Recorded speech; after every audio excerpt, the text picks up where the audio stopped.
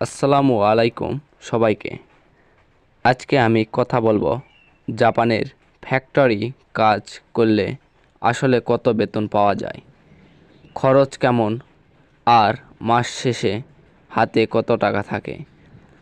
যারা জাপানে যাওয়ার স্বপ্ন দেখছেন তাদের জন্য ভিডিওটা খুবই গুরুত্বপূর্ণ। শেষ পর্যন্ত থাকলে পুরো বিষয়টা পরিষ্কার বুঝতে পারবেন। জাপানে ফ্যাক্টরি কাজ কী ধরনের হয়? জাপানে ফ্যাক্টরি কাজ করতে সাধারণত বোঝায় car parts assembly, electronics, packaging, food processing, machine operator এসব কাজ। এই কাজগুলোতে খুব বেশি ভারী শারীরিক পরিশ্রম না থাকলেও নিয়ম মেনে কাজ করতে হয়। শিফট অনুযায়ী কাজ হয়, দিনের শিফট, রাতের শিফটও থাকতে পারে। বেসিক বেতন কত? এখন আসল কথা।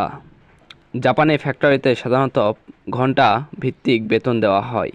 প্রতি ঘন্টায় গড়ে 950 থেকে 1300 ইয়েন পর্যন্ত পাওয়া যায়। যদি একজন শ্রমিক মাসে 8 ঘন্টা করে 22 দিন কাজ করে তাহলে বেসিক বেতন দাঁড়ায় প্রায় 1,60,000 থেকে 2,00,000 ইয়েন পর্যন্ত।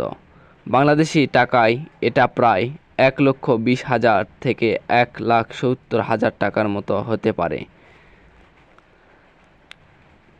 ওভারটাইম এবং অতিরিক্ত ইনকাম। জাপানে ওভারটাইম করলে বেতন অনেক বেড়ে যায়। অনেক ফ্যাক্টরিতে সপ্তাহে 10 থেকে 30 ঘন্টা ওভারটাইম থাকে। ওভারটাইমে প্রতি ঘন্টা প্রতি বেতন 25% থেকে 50% বেশি দেওয়া হয়। তাই অনেকে মোট ইনকাম মাসে 2 লাখ ইয়েনের বেশি হয়ে থাকে। খরচ কেমন? এখন খরচের কথা বলি। জাপানে থাকা, খাওয়া এবং ট্রান্সপোর্ট মিলিয়ে খরচ হয় প্রায় 30,000 থেকে 60,000 ইয়েন। অনেক কোম্পানি আবার ডরমিটরি বা থাকার ব্যবস্থা দেয়, তখন খরচ আরও কমে যায়। তাই সব খরচ বাদ দিলেও ভালো পরিমাণ টাকা সেভ করা যায়। হাতে কত টাকা থাকে?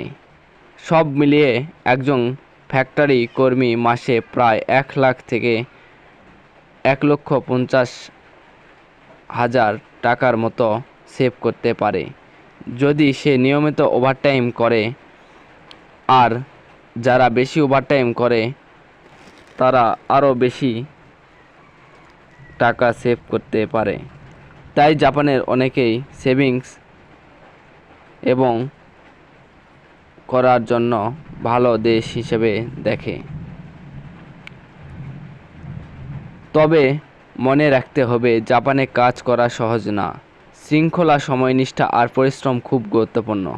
যদি আপনি প্রস্তুত থাকেন তাহলে জাপানের ফ্যাক্টরি কাজ আপনার ভবিষ্যৎ বদলে দিতে পারে। এমন আরও তথ্য পেতে ভিডিওটা লাইক ও ফলো করতে পারেন। ধন্যবাদ সবাইকে।